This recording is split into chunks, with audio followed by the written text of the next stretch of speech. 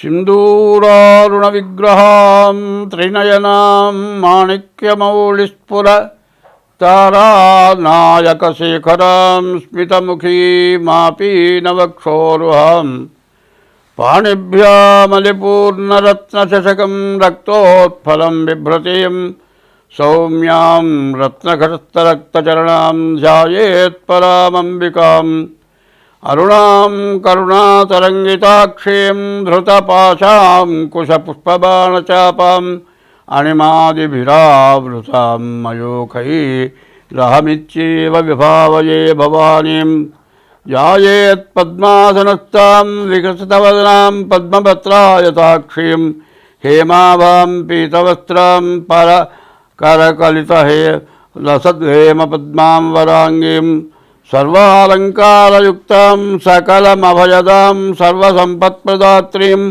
सकुङ्कुमविलेपनामलिकचुम्बिकस्तूलिकां समन्दहसितेक्षणां ससदचापपाशां कुशां अशेषजनमोहिनीमरुणमाल्य भूषाम्बरां जपाकुसुमभासुरां जपविधोस्मरेदम्बिकां 2026 సంవత్సరం ఫిబ్రవరి నెల మాస ఫలితాలు చెప్పుకుందాం.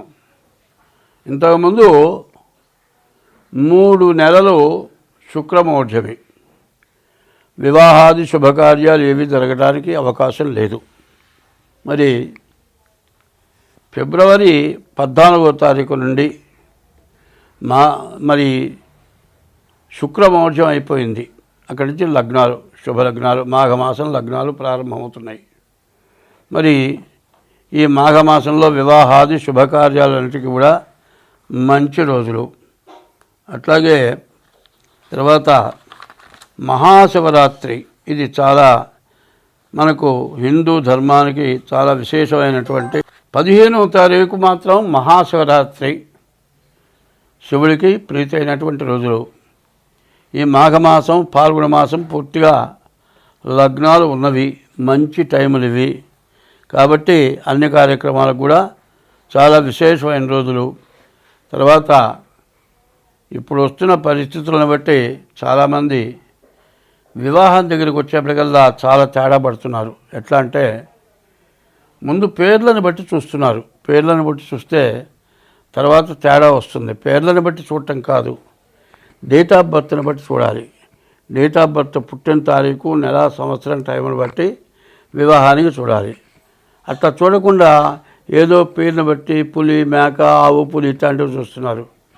అది కాకుండా ఎట్లా చూడాలి అంటే మరి భార్యాభర్త ఇద్దరికి కూడా షష్టాష్టకాలు అంటారు. వీళ్ళ రాశికి 6వ రాశి, వాళ్ళ రాశికి 8వ రాశి, ఇది షష్టాష్టకాలు. ఈ షష్టాష్టకాలు కనుక చూడకుండా పెళ్లి చేస్తే పెళ్ళి అయిన తర్వాత నెల తిరగకుండానే వాళ్ళు విడబడిపోయే పరిస్థితులు ఉన్నాయి. ఇది కాకుండా కాలసర్పదోషం, కుజదోషం, దీవి ఒకటి, షష్టాష్టకాలు ఒకటి ముఖ్యంగా చూడాలి. ఇవి చూడాలంటే ఇద్దరికి కూడా, పెళ్లి కూతురు పెళ్లి కొడుకు కూడా డేట్ ఆఫ్ బర్త్లు అన్నీ చూసుకోవాలి. ప్రతి వాళ్ళు ఏం చేస్తున్నారంటే వివాహానికి ఖర్చు ఎంత ఖర్చు పెడుతున్నారంటే ఒక భోజనము, పాట కచేరీను, మరి సరిగ్గా చెప్పాలంటే మరి ఈ భోజనం ఎట్లా ఉంటుంది, అంతా రకరకాలైన పిండి వంటలు విపరీతమైన ఖర్చు పెడుతున్నారు. బఫే అంటారు. ఈ బఫేలో వాళ్ళు 20 రకాలు చేస్తే వాళ్ళు 30 చేయాలి, వాళ్ళు 50 చేయాలి, ఒకళ్ళు 60 చేయాలి, పాట కచేరీ పెట్టాలి. ఈ పెళ్ళి జరిగేటప్పటికి ఖర్చు దాదాపు లక్షలు పెడుతున్నారు. కానీ ముఖ్యమైనది ఏంటి, పెళ్ళి జరగాలి అనేటట్లయితే, పెళ్ళి జరిగితే రేపొద్దున భార్యాభర్తలు ఇద్దరు కూడా కలిసి శాశ్వతంగా జీవించాలి. అది కావాలి అంటే సరైన తెలిసిన వాళ్ళ దగ్గర చూపించుకొని పెళ్లి చేయాలి. అట్లా కాకుండా బ్రాహ్మడు లేకపోతే జ్యోతిష్యం చెప్పేవాడు ఇది ఇట్లా చెప్పాలి, దీనికి ఇంత ఖర్చు అవుతుంది అనగానే ఎందుకు ఇంత ఊరికే చెప్పండి, తేలిగ్గా చెప్పండి. తేలిగ్గా చెప్పింది బరువుగా చెప్పేది ఏంటి? తేలిగ్గా చెప్పాలంటే డేట్ ఆఫ్ బర్త్ లేకుండా చెప్పలేము. డేట్ ఆఫ్ బర్త్ లేకపోతే హస్త సాముద్రిక ద్వారా చెప్పాలి. వీళ్ళ కలయిక ఉంటుందా ఉండదా, విడబడిపోతారా, అది తెలుసుకొని పెళ్లి చేయాల్సిన బాధ్యతలు తల్లిదండ్రులకు ఉన్నాయి. తర్వాత పిల్లలు చదువుకొని ఉద్యోగం చేస్తున్నారు. ఉద్యోగం చేస్తుంటే ఆడపిల్ల మగపిల్లలు కూడా అక్కడ ఉద్యోగం చేస్తున్నారు. వీళ్ళు మాట కలిసి మేము ప్రేమించుకున్నాం, మేము పెళ్లి చేసుకుంటాం. వాళ్ళు సెటిల్ అయిపోతారు. సెటిల్ అయిపోయి తండ్రుల దగ్గరికి వచ్చి నేను ఒక అమ్మాయిని ప్రేమించాను, నేను పెళ్లి చేసుకుంటాను. మరి అదే మన కులం కావాలరా, గోత్రం కావాలరా అంటే కాదు, నేను ఈ పిల్లలు అయితేనే చేసుకుంటా, లేకపోతే చేస్తానంటాడు. సరే వాళ్ళు ఒప్పుకోరు, మా దగ్గరికి వస్తారు. ఏమండి మేమిద్దరం ప్రేమించుకున్నాం, మాకు కుదురుతుందా కుదరదా చెప్పండి అని అడుగుతారు. ఏమైనా మీకు కుదరదని చెబితే మానుకుంటారంటే మానుకోరు. మానుకున్నప్పుడు మంచిగా చెడ్డ చూసుకోవాల్సిన అవసరం ఏముంది? ఇప్పుడు పెళ్లి చేసుకోవాలంటే ముందు జాతకాలు కలిసి లేవో చూడాలి, చూసిన తర్వాత పిల్లల్ని చూడాలి. అది లేకుండా పెద్దవాళ్ళు కానీ చేసుకుంటే పిల్లలు కానీ స్వతంత్రమైన తీసుకొని ఈ విధంగా చేసుకొని నెల 2 నెలలు తిరగానే కోర్టుకెక్కి మరి విడాకులు రాక విపరీతంగా కోర్టులో ఇవన్నీ మూలుగుతున్నాయి.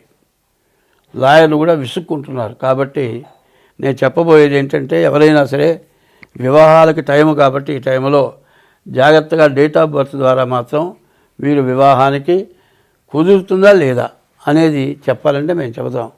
అయితే దానికి తగిన ఫీజు తీసుకొని చెబుతాం. ఇట్లా చేసుకుంటే మీకు అన్ని విధాల మంచిది. స్వస్తి.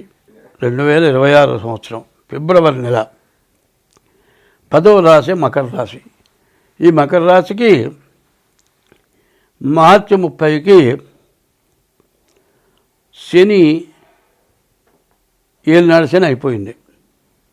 కానీ ఏలినాడు శని అయిపోయిందని సంతోషపడాల్సిన అవసరం లేదు. మళ్ళీ శని ఏమైనాడంటే వక్రించాడు. వక్రించి మకరంలో ఉన్న స్థానంలో ఉన్న పద్ధతులు చూపిస్తున్నాడు. జరిగిపోయిన నవంబర్ 27 వరకు కూడా ఈ మకర రాశి వాళ్ళ పరిస్థితి చెప్పడానికి వీల్లేని కష్టాలు, అష్ట కష్టాలు అంటారు. అష్ట కష్టాలు ఎట్లా ఉన్నాయంటే, మరి ఉద్యోగమా పోయింది, భార్య పూర్తిగా గర్భవతి, నిండు నెలలు డెలివరీ అయ్యే టైము, తల్లిదండ్రులు ఎవరో మంచాన పడ్డారు, వాళ్ళు ఇప్పుడు ఎక్కువ క్షణమాని ఉంటారు, నీ దగ్గర రూపాయి ఉండదు, ఎవరికి ఏమీ చేయలేని పరిస్థితి. ఇదంతా కూడా అష్ట కష్టాలు. ఎంత కష్టపడ్డా రూపాయి పుట్టదు. ఈ పరిస్థితిలో ఏమనిపిస్తుందంటే, ఏదైనా వేసుకొని చచ్చిపోదాం, చచ్చిపోవడం తప్పితే మార్గం లేదు, మనం బతికి ఏమీ చేయలేము అన్నంత పరిస్థితి నిన్నటి దాకా ఉన్నది. అయితే ఇప్పుడు కూడా పూర్తిగా బాగున్నది అని చెప్పటం లేదు. మరి బుధుడు బాగున్నాడు, శుక్రుడు బాగున్నాడు. వివాహం కాని వాళ్ళకి వివాహం అవుతుంది, వ్యాపారస్తులకు వ్యాపారం జరుగుతుంది. కానీ మరి వచ్చేప్పటికల్లా కుజుడు పూర్తిగా బాగాలేడు. ఈ కుజుడు వల్ల చాలా కష్టాలు, నష్టాలు, రాహుకేతువుల వల్ల కూడా చాలా ఇబ్బందులు, చాలా నష్టాలు కనబడుతున్నాయి. కాబట్టి వివాహం చేసుకోవాలి అనేటట్లయితే జాగ్రత్తగా చూచి అన్ని విధాలా 1-4 సార్లు పరిశీలించి వివాహం చేసుకోవాలి. ఎట్టా పడితే నాకు సంబంధాలు కుదరట్లేదు, నాకు ఏజ్ బారైపోయింది, ఎవరితో దొరికిందిలే చేసుకుందామంటే, నీకు ఏజ్ బారైపోయిన తర్వాత దొరికిన పిల్లెట్ట అవుతుందంటే 15 రోజులే నీతో కాపురం చేస్తుంది, 16 రోజు జెండా బీగుతుంది. అది సరిగ్గా భర్తతో కాపురం చేసే రకం మనిషి కాని మనిషి అవుతుంది. బయలుపోతుంది, కోర్టుకెక్కుతుంది, ఇంటిల్లిపాదిని జైలు పాలు చేస్తుంది, కోర్టుకెక్కుతుంది. నీకు ఇంట్లోనే ఖర్చులు, చాలా కష్టాలు, పెద్దవాళ్ళకి ఇబ్బంది. ఈ ఇబ్బందులు కాకుండా పైన నిండు గర్భవతి పుట్టింటికి వెళ్ళి నా డెలివరీ ఖర్చు మొత్తం పెట్టమంటుంది. నీ బాధ చెప్పడానికి వీల్లేదు, అదేమంటే అరెస్ట్ చేస్తారు. ఇట్లాంటి పరిస్థితులు ఈ కుజుడు జన్మంలో ఉండటం చేత ఆ సమస్యలు బాగా ఎక్కువగా ఉంటాయి. వీటి నుంచి మీరు తప్పించుకోవటం అనేది, దానికి తగిన ఉపశాంతి చేసుకుంటే మాత్రం తప్పనిసరిగా తప్పించుకుంటారు. కాబట్టి ఈ మకర రాశి వాడు ముందుగా డేట్ ఆఫ్ బర్త్ ద్వారా మీ జాతకం చూపించుకోండి, మీ ఇష్టదైవాన్ని పూజించండి, తల్లిదండ్రులకు అన్నం పెట్టండి. కాదండి మాకింట్లో నా భార్యకి మరి నా తల్లిదండ్రులు పడలేదు, వాళ్ళని తీసుకెళ్ళి వృద్ధాశ్రమంలో పెట్టారంటే, వృద్ధాశ్రమంలో వాళ్ళున్నా కూడా ఏడుస్తూనే ఉంటారు. నీవు కానీ నీ పిల్లలు కానీ కలపలే కానీ వాళ్ళు కుళ్ళి ఏడుస్తూ ఉంటారు. మరి ముది ఏడుపు మూట నష్టంట. పెద్దవాళ్ళు ఏడిస్తే 3 అందాల నష్టంట. నువ్వెందుకు పనికిరావు. ముందు శాంతుల కంటే తల్లిదండ్రులను ఇబ్బంది పెట్టకూడదు, భార్యని అంతకంటే ఇబ్బంది పెట్టకూడదు. జాతకరీత్యా బాగుందో లేదో చూపించుకోవటం అవసరం. ఇట్లా చేయటం వల్ల మీకు అన్ని విధాలా బాగుంటుంది. హస్త సాముద్రిక ద్వారా కానీ డేట్ ఆఫ్ బర్త్ ద్వారా కానీ మీ జాతకం చూపించుకోవాలి. అట్టా జాతకం చెప్పాలంటే తగిన ఫీజు తీసుకొని జాతకం చెప్తాం. అట్టా జాతకం చెప్పుకోవాలంటే మా ఫోన్ నెంబర్లు ఉంటాయి. 7801071946 ఇదో నెంబరు. ఇంకో నెంబరు 6300061241. ఈ 2 నెంబర్లలో ఏ నెంబర్కి ఫోన్ చేసినా సరే మీ జాతకం చెప్పడం జరుగుతుంది. తగిన ఫీజు చెల్లించి జాతకం చెప్పించుకొని ఇంకేదైనా శాంతులు ఉంటే కూడా మేము చేయిస్తాం. మీరు ఇబ్బందులు పడకుండా అన్ని విధాలు బాగుండేట్లుగా చేస్తాం కాబట్టి ఇది జాగ్రత్త పడండి. స్వస్తి. పంచాంగ శ్రవణం ఎందుకు చేస్తున్నాం? శ్రీ కళ్యాణ గుణావహం. మన ఇంట్లో మంచి శుభకార్యాలు జరగాలి. శ్రీ కళ్యాణం, సీతారాముల కళ్యాణం చేస్తాం. అది చేసిన తర్వాత మన ఇంట్లో శుభకార్యాలు చేస్తాం. అందువల్ల సంవత్సరాది వచ్చిన తర్వాత ముందు పంచాంగ శ్రవణం చేస్తాం. పంచాంగ శ్రవణం చేసేటప్పుడు దేనికి చేస్తున్నాం అనే శ్లోకం ఉంది. శ్రీ కళ్యాణ గుణావహం. మనం ఎప్పుడు కూడా మన ఇంట్లో శుభకార్యాలు జరగాలి, బాధలు ఉండకూడదు. మరి కష్టం, ఏడుపు, మర్చిపోలేనటువంటి బాధలు లేకుండా బాగుండాలి. రిపుహరం, శత్రుత్వం ఎవరితో మనకు లేకుండా ఉండాలి. రిపుహరం. దుస్వప్న దోషాపహం. చెడు కళలు వస్తాయి. రాత్రి వచ్చిన కళ లేచి కూర్చున్న తర్వాత నిజంగా జరిగినట్లే ఉంటుంది. నిజంగా జరిగింది ఎవరో చచ్చిపోయినట్లు కళ కాదు, చచ్చిపోయినారు. ఏరా ఈ కళగా నవ్వదా అంటే నమ్మడు. వాళ్ళకి ఫోన్ చేసి వాళ్ళు బాగున్నారని అన్న తర్వాత కూడా బాధపడతాం. దుస్వప్న దోషాపహం. దుస్వప్నాలు రాకుండా ఉంటాయి. మరి శ్రీకళ్యాణం శుభం జరగాలి. రిపుహరం శ్రీకళ్యాణ గుణాభావం. రిపుహరం శత్రుత్వం లేకుండా ఉండాలి. దుస్వప్నాలు రాకుండా ఉండాలి. దుస్వప్న దోషాపహం. గంగా స్నాన విశేష పుణ్యఫలం. గంగ ఎవరు? ఈశ్వరుడు నెత్తిన పెట్టుకున్నాడు. ఈశ్వరుడి నుంచి గంగ వచ్చింది. ఆ గంగ ఎక్కడికి వచ్చింది? హరిద్వార్ అంటారు. హరిద్వార్ అంటే విష్ణుమూర్తి పాదాల దగ్గరికి ఆ గంగని వదిలాడు. ఆ గంగలో స్నానం చేస్తే విశేషమైన ఫలితం వస్తుంది. గంగా స్నాన విశేష పుణ్యఫలం. గోదాన తుల్యన్. ఆవు దూడతో కూడిన ఆవుని దానం ఇస్తే చాలా విశేషమైన పుణ్యం వస్తుంది. గోదాన తుల్యన్. తర్వాత ఆయుర్వృద్ధి శుభకరం. ఆయుష్ పెరుగుతుంది. సంతాన సంపత్కరం. సంతానం మంచివాళ్ళుగా ఉంటారు, బాగా పైకొస్తారు. సంతాన సంపత్కరం. శ్రీకళ్యాణ గుణావహం. రిపుహరం దుస్వప్న దోషాపహం. నానాశాస్త్ర విశేష పుణ్యఫలం. ఎన్నో శాస్త్రాలు మనం చూడకపోయినా చదవకపోయినా ఎన్నో శాస్త్రాలు చదివినటువంటి ఫలితం వస్తుంది. నానాశాస్త్ర విశేష పుణ్యఫలం. గోదాన తుల్యన్ రుణం. ఆయుర్వృద్ధితముత్తమ. ఆయుష్ పెరుగుతుంది. ఆయుర్వృద్ధితముత్తమం. సంతాన సంపత్కరం. సంతానం మంచివాళ్ళు అవుతారు. సంతాన సంపత్కరం. నానాశాస్త్ర సుసాధనం. అన్ని శాస్త్రాలు సూచించ అవుతుంది. నానాశాస్త్ర సుసాధనం. పంచాంగం ఆకర్ణితాం. ఈ పంచాంగం వింటే సంవత్సరాది పండుగ రోజున అంత విశేషమైన ఫలితం వస్తుంది. సరే, ఆ రోజున దేవుడికి దీపారాధన చేసి పూజ చేస్తాం. పూజ చేసిన తర్వాత పచ్చడి అంటారు. పచ్చడి కాదు, వేప ప్రసాదం.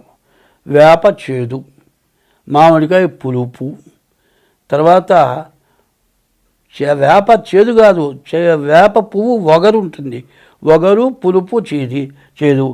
పులుపు అనేదానికి మామిడికాయ పులుపు. తీపికి బెల్లం వేస్తున్నారు, తేనె వేయాలి. ఇది అంతా కలిసి చేదు, వగరు, పులుపు, తీపి. ఇవన్నీ కూడా చూడాలి. మరి ఏదైనా మనం శుభకార్యం చేసుకుంటే తీపి పెడతాం. తీయగా ఉంటే సంతోషంగా ఉంటుందని. చేదంటే ఏదైనా చెడు జరిగితే చేదు. ఇట్లాంటి చేదులన్నీ కూడా వస్తుంటాయి. మంచి చెడులన్నీ కూడా ఓర్చుకొని ఈ సంవత్సరం అంతా మనం బాగుండటం కోసమని సంవత్సరాది పండుగ రోజున పంచాంగ శ్రవణం చేస్తాం. పంచాంగ శ్రవణం కూడా చెప్పబడుతుంది. ఇది చెప్పింది బాగా గుర్తుపెట్టుకోండి. పంచాంగ శ్రవణం తప్పనిసరిగా సంవత్సరాది పండుగలో చేయండి. మీకు అన్ని విధాలా బాగుంటుంది. స్వస్తి.